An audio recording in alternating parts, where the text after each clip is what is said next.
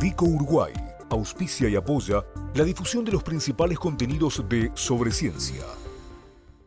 Y en este recorrido imaginario de los 100 años de la visita de Albert Einstein al Río de la Plata, podemos decir, porque arrancó con una estadía larga en la República Argentina, que no se agotó en Buenos Aires, sino que tuvo unos cuantos recorridos, y digamos que a esta hora estaría cerrando las valijas hace 100 años para subir un poco más tarde al vapor de la Carrera y amanecer aquí en Montevideo.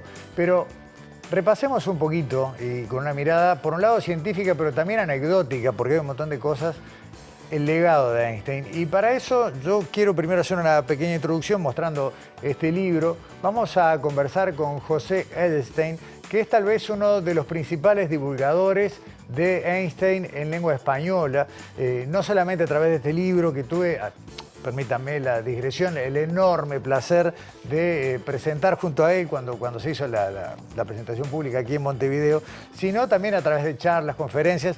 Einstein es argentino, vive desde hace bastante tiempo y desarrolla su carrera académica en España, sobre todo en la región de Galicia, pero ha dedicado mucho tiempo y esfuerzo primero a investigar no solo la parte física, estamos hablando de un físico como es Einstein, sino también todo lo que rodea, lo humano que rodea la figura de esta persona, de este Einstein, que en definitiva es un nombre que ha quedado grabado en la historia de la humanidad y que nos visitaba por esta parte del mundo hace 100 años. Así que nada, es un enorme gusto y placer recibir a través de Zoom, todavía en la vecina orilla, en la República Argentina, a José Edelstein. Bienvenido a Sobre Ciencia, José. Nuevamente, bienvenido a Sobre Ciencia.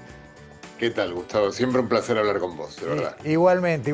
Recordaba nuestra primera encuentro en la radio, en Radio Uruguay, cuando nos visitaste en estudios y después cuando viniste a presentar el libro.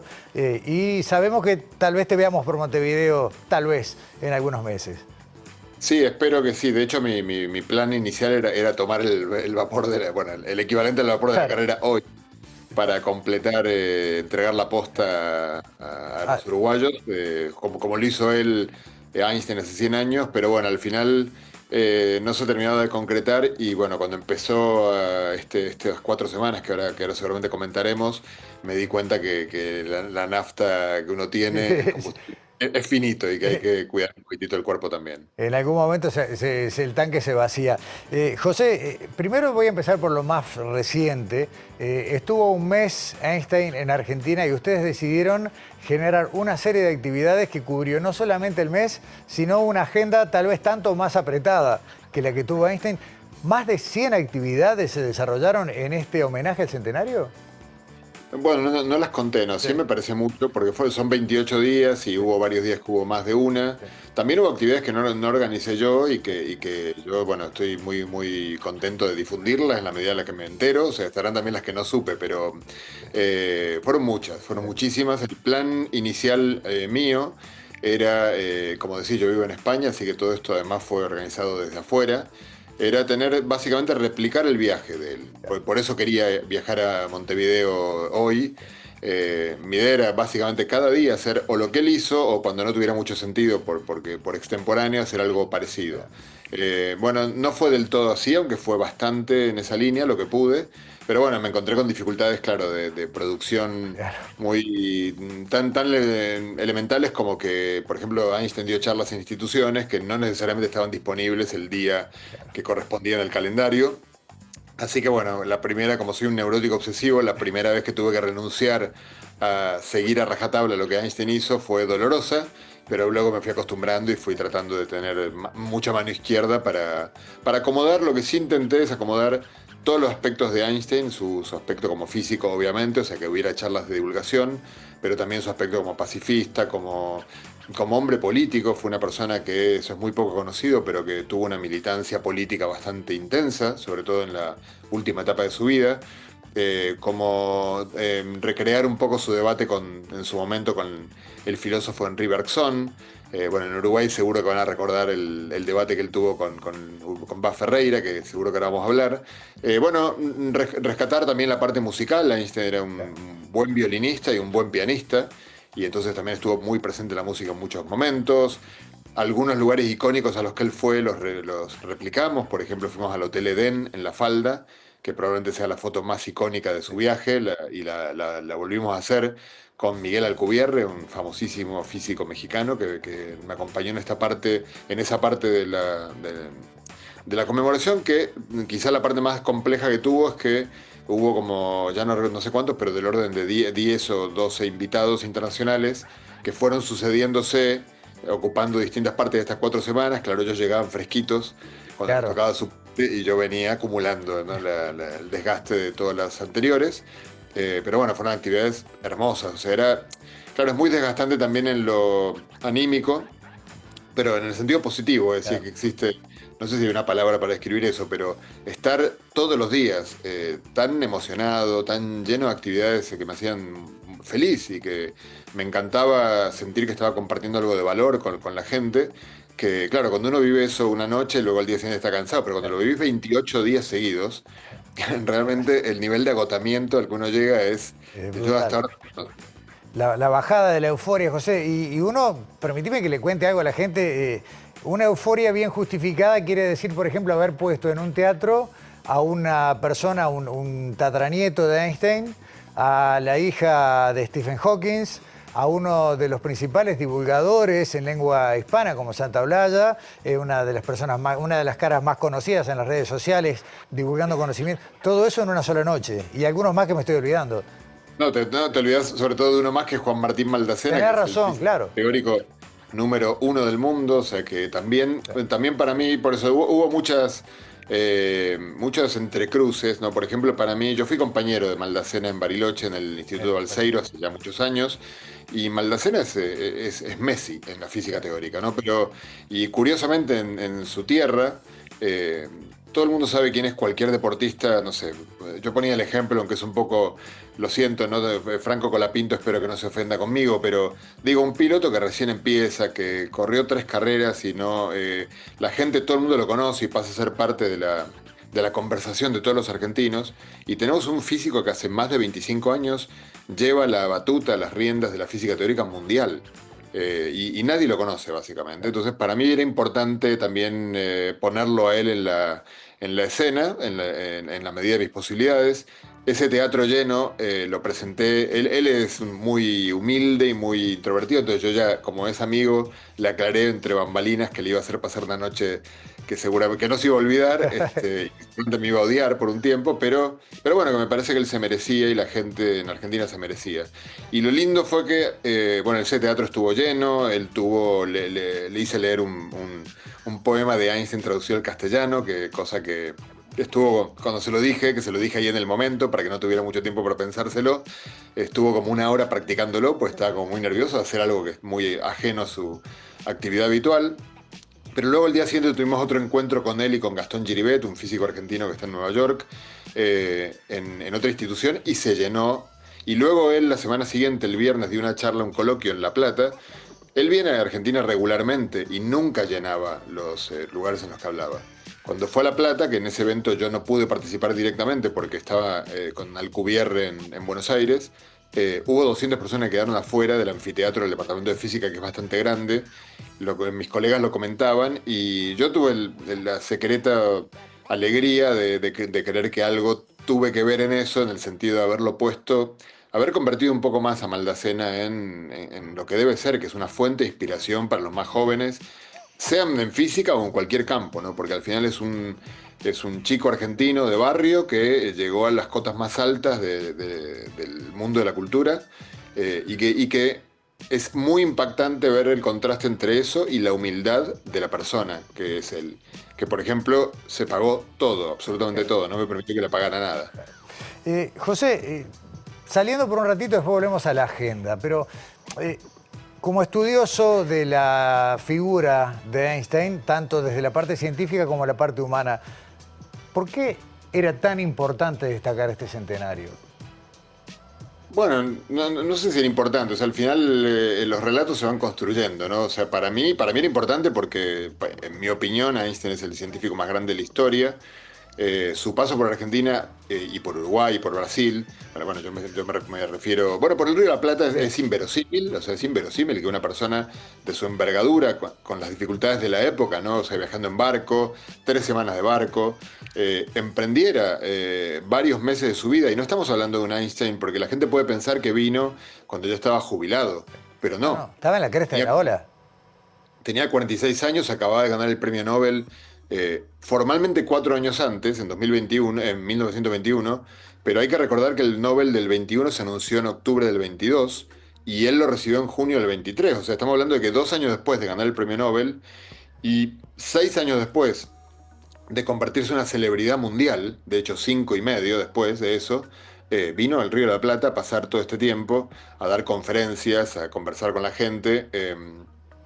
Y de hecho, una de las preguntas que todos pueden, seguro se hacen, y yo también me hacía, y la respuesta no es tan clara, es exactamente por qué vino, ¿no? Porque es tan insólito que uno se pregunta por qué vino, por qué hizo un viaje tan largo. Bueno, probablemente las motivaciones no son las que nos gustaría a los rioplatenses escuchar, en el sentido de que no es que vino porque amaba Argentina, Uruguay, Porque el quería probar mate. el asado, ¿no? No fue esa la motivación, o sea, no estoy seguro, pero tiene pinta de que la motivación fue más bien vino por el lado de, por una parte, a él le gustaba mucho el mar, y entonces la idea de las 3 semanas de barco, que para otros habrían sido un freno, para él era un aliciente, de 3 a la ida y 3 a la vuelta, ¿no? Con mucho tiempo para estar sin que le molestaran, solo, él ya era alguien muy famoso. Y la otra es que tuvo un lío de faldas, aparentemente, del cual estaba tomando distancia de su esposa para tratar de apaciguar las aguas, porque había tenido algún lío de faldas en Berlín.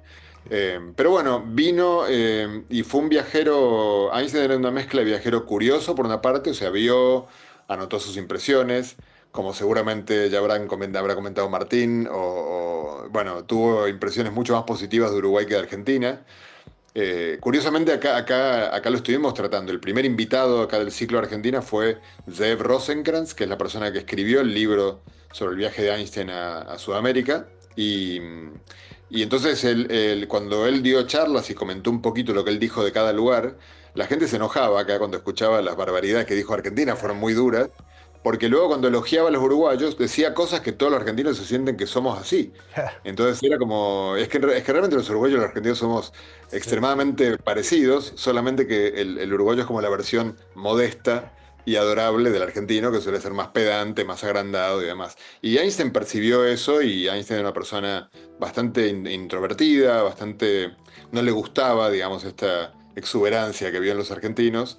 Y que en Uruguay se encontró en un ambiente mucho más calmo, que le permitió apreciar cosas que en Argentina también existían, ¿no? Como la separación de iglesia y Estado, o sea, ciertas cosas que eran muy, muy avanzadas para la época. José, vos mencionaste al pasar hace un rato la inclinación de Einstein por la música, o una de sus inclinaciones que tiene que ver con la música, y ese fue el espectáculo de cierre que ustedes montaron anoche como para despedir a Einstein de Argentina, un espectáculo en la trastienda de música y un poquito de ciencia también. Sí, bueno, Einstein en la noche previa a viajar a Uruguay fue invitado a cenar por estudiantes de la Facultad de Ingeniería, y aparentemente, bueno, lo que está documentado por algunas personas que estuvieron presentes ahí es que la cena terminó, hay dos cosas para remarcables, una es que terminó con guerra de panes, y aparentemente Einstein se enganchó bastante, con mucho entusiasmo en ello. Y luego uno de los profesores sacó una guitarra y se puso a tocar ritmos folclóricos argentinos, que de hecho Einstein en su diario luego lo escribe con mucho, digamos, elogiosamente, dice que le gustó mucho la música que escuchó.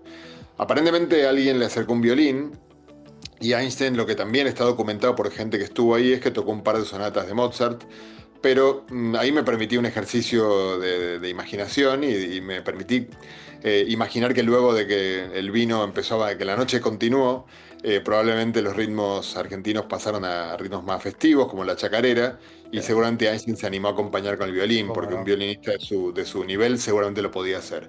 Entonces me pareció que la mejor manera de despedir estas 4 semanas de Einstein en Argentina era recreando un poco esa noche, sin la guerra de panes, pero en la trastienda invité a básicamente muchísimos músicos importantes de Argentina, la música popular.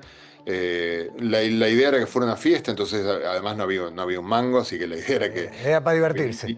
era para divertirse y me encontré con sorpresa con enormes nombres como, bueno, Lito Vitale, Hilda Lizarazu, Cuti Carabajal, Clara Cantore. Bueno, todo el grupo de los Carabajal Claro, siempre viene en patota, ¿no? sí.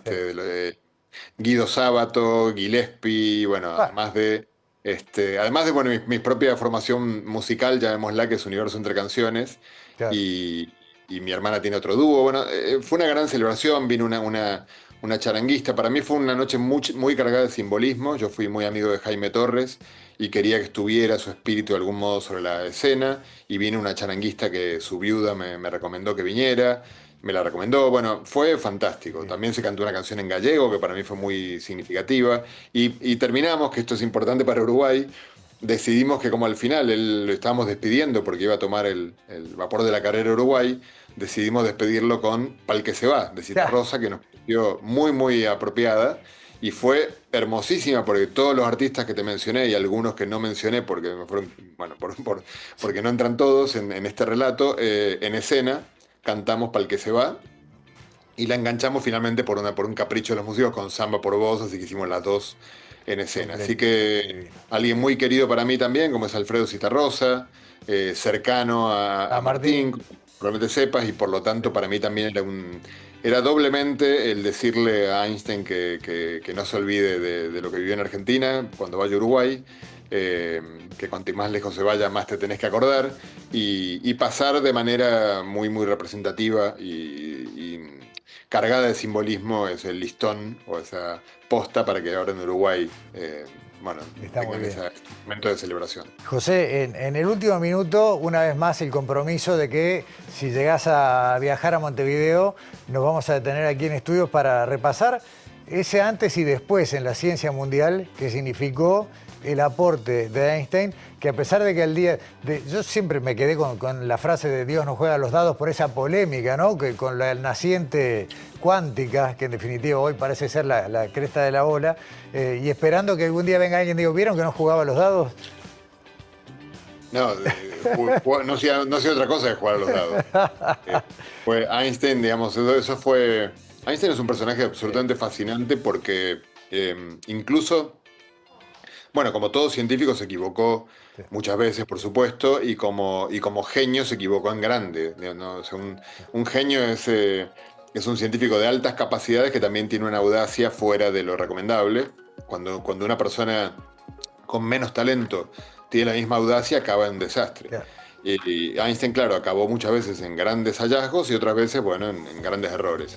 Pero uno de los errores que es realmente fascinante, porque él tenía una objeción con la mecánica cuántica básicamente de origen filosófico, podríamos decir, no le parecía posible que una teoría fundamental fuera probabilística en su naturaleza, ¿no? La realidad tenía que ser no probabilística, la probabilidad siempre era una evidencia de una falta de información. Yo no sé si va a salir cara o seca, pero no lo sé porque no puedo controlar todas las variables de la moneda, pero si pudiera, sabría cómo va a caer la moneda. Las leyes de mecánicas que indican cómo la moneda gira en el aire y cae son deterministas.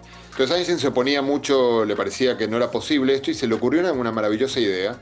Identificó una propiedad que es clave en la mecánica cuántica, que se llama entrelazamiento cuántico, y que es tan inverosímil que él dijo, para hacerlo muy cortito, dijo, ven que tiene que estar mal la cuántica, pues si estuviera bien pasaría esto. Y eso que él dijo que pasaría, pasa. Hemos descubierto en forma clarísima en la década de los 80 y hoy es la base de toda la tecnología cuántica que está revolucionando el siglo XXI y está basado en una observación de Einstein que en realidad lo hizo se dio cuenta de esto como un posible error de la mecánica cuántica. Así que, no, al contrario de lo que él pensaba, Dios no sabe hacer otra cosa que jugar los dados. José Edelstein, muchísimas gracias por hacerte un rato con las últimas energías que te dejó este mes. Y bueno, nos veremos por Montevideo, si no es este año, será en la próxima.